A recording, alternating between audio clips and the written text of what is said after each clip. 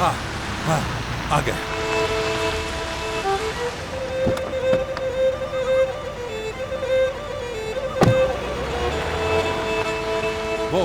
वो कहाँ है? कहाँ पर है वो? एशली बेटी ज़ैलिश कहाँ?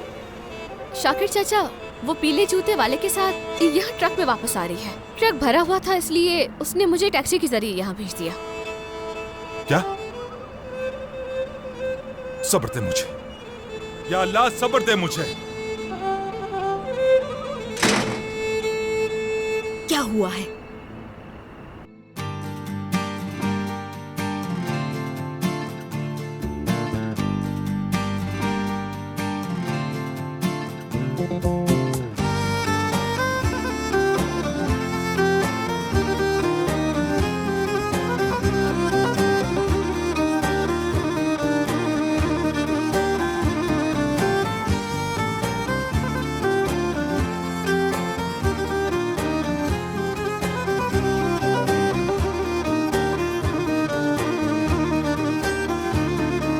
Sen güllerin eşisin, yağmurların peşisin. Sen güllerin eşisin, yağmurların peşisin. Üşüyen yüreğimin isiten güneşisin. Üşüyen yüreğimin isiten güneşisin.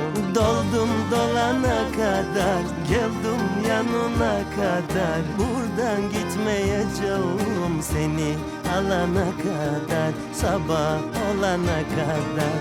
Doldum dolana kadar, geldim yanına kadar. Buradan gitmeyeceğim seni alana kadar, bu iş olana kadar.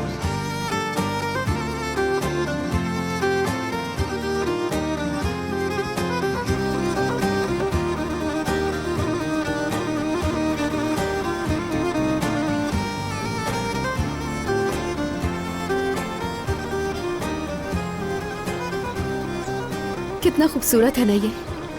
हाँ बिल्कुल, बहुत खूबसूरत है। Akşam güneş batmadan, karanlığa kalmadan. एक और खूबसूरती भी है। Güneş batmadan, karanlığa. क्या तुम जानते हो मुझे सूरज में सबसे ज्यादा क्या पसंद है? क्या बताओ? चाहे जो कुछ भी हो जाए, वो अगले दिन बेपरवाह होके फिर से तुलू हो जाता है। जैसे कह रहा हो कि आपके लिए एक और नया मौका है। करने को बहुत कुछ है, बहुत कुछ। कल फिर से आना, मैं भी आऊंगा फिर से। वो ऐसा कहता है।